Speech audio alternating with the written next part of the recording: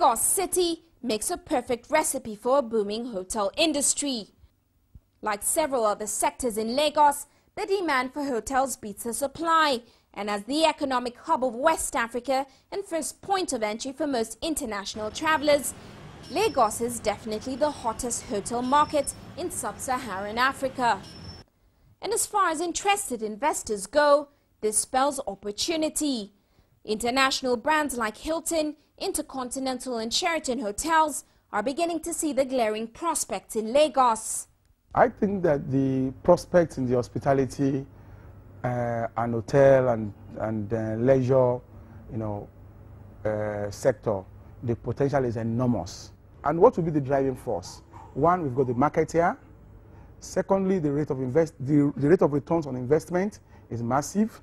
Thirdly, the support of government for such, for the hospitality industry, it's also great. But what is really going on ground? The industry has seen several newcomers, notably from South Africa. The Southern Sun Hotel made an inroad into the Lagos hotel market this year to open a brand new 4-star business hotel. The Southern Sun Ikoyi Hotel opened up on the 1st of June, and we've made a start. Very importantly, we've made a start, and we want to embrace the marketplace in every aspect. And as a business hotel, obviously, we are typically attracting and targeting all the main corporate players. Specifically, the local corporate market is obviously of paramount importance to the hotel. I think definitely Lagos has its own method, as I would call it. I think there is an enormous amount of potential here. Tapping into the corporate markets requires a bit of patience, a bit of perseverance. The first impressions of Lagos, obviously very, very much an interesting market. And also the sophistication of the market here should never be underestimated. However, a common trend in this sector is foreign hotels coming in and taking over older existing hotels, refurbishing and relaunching themselves as bigger and better. A good example is one of Lagos' most popular hotels, the Federal Palace. Sun International bought into the hotel and revamped the older Federal Palace. We decided that the west coast of Africa, Nigeria, is the giant of the west coast economy, and if we were going to come up to this region, we would like to be based out of Nigeria, specifically Lagos. We've been looking at this environment for a number of years, and we determined that there was indeed a shortage of high-class hotels, and certainly for us, a big opportunity for our gaming side of the business. The Lagos Sunburn Yacht, a custom-built boat hotel, one of the few in the world, is slated to open for business in the next few months. Because the state is a popular business destination, the demand for hotels in Lagos is generated by 3 main sectors: telecommunications, banking, and of course its oil and gas industry. Lagos, with its own identity, has a very strong business identity, obviously. And we want to capitalize on the opportunities that do exist here. Most of our business is orientated towards the businessmen, commercial travelers. We do have weekend leisure business, and we are starting to see families starting to frequent us, but it's mostly orientated around an event. Occupancy in Lagos hotels runs at roughly 85%. But even then, the competition is hot. Recently, more boutique hotels are sprouting up around the state, offering a more quiet and homely atmosphere for the discerning business traveler, and also taking a large slice of the larger hotel's customers. La Cour was founded, like the name says, it's courtyard. The concept is one of giving personal service, spacious rooms. We only have suites, we don't have standard hotel rooms. Giving comfort and trying to oblige to whatever the guest's needs are. Set in a very tranquil garden setting, which unfortunately you don't find many nice gardens, especially around the hotels, because they believe in putting as many rooms together as possible to make as much money as possible. Generally, expat speaking again, from overseas people, they tend to prefer smaller places where they feel safe, they're looked after. And they can, especially the long stay guys, they can compare to like a second home kind of thing. So the boutique hotel has become very, very popular on the concept.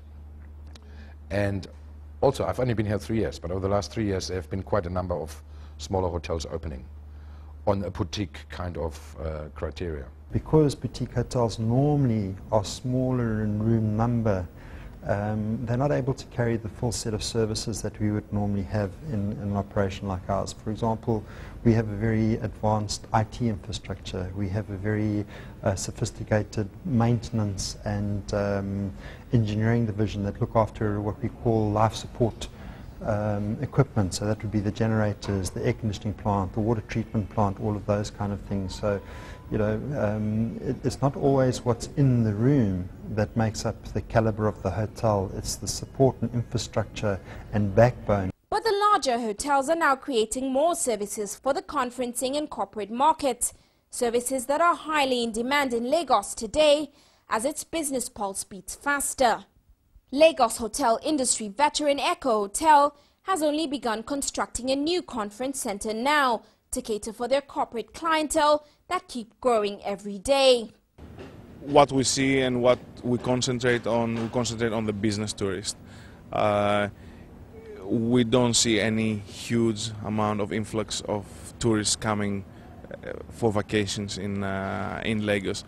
In the hotel market, we're gonna see in the near future a lot more regarding conference and banqueting. So we're gonna see more conference centers. We had already the Civic Center that opened its doors a couple of years ago. Now we are preparing a very nice conference center at Echo Hotel and Suites. However, compared to the rest of the world, hotels in Lagos have the highest room rates. Of course, a high demand equals steep prices, but also high operating costs have translated into the price.